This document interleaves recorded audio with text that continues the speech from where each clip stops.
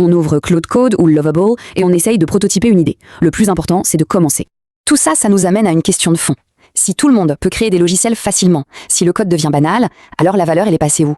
Naval Ravikant a cette formule géniale. Le logiciel s'est fait manger par l'IA. C'est exactement ça.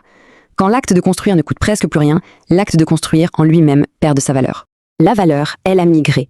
Elle n'est plus dans le code. Elle est dans l'expertise et la méthode qu'on arrive à coder et à rendre disponible à grande échelle.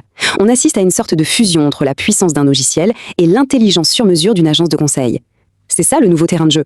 La question qu'il faut se poser maintenant n'est donc plus quelle application je pourrais construire, mais plutôt quelle est mon expertise unique, ce savoir-faire que je maîtrise sur le bout des doigts, que je pourrais codifier et rendre accessible au plus grand nombre grâce à l'IA dès demain.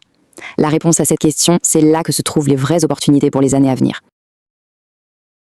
Récemment, Google a sorti son nouveau modèle d'IA open source qu'on va appeler Gemma 4. Et franchement, c'est bien plus qu'une simple mise à jour.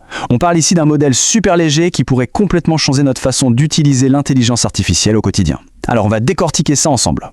Pour bien comprendre l'enjeu, il faut voir la différence d'échelle.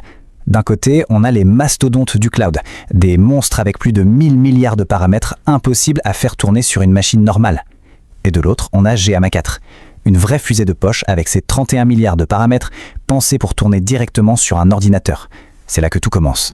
Mais attention, il ne faut pas se fier à sa taille. Même s'il est jusqu'à 30 fois plus petit que certains de ses concurrents, ce modèle se classe 3e au niveau mondial dans la catégorie open source. Il atteint des performances quasi identiques, mais avec une fraction de la puissance de calcul.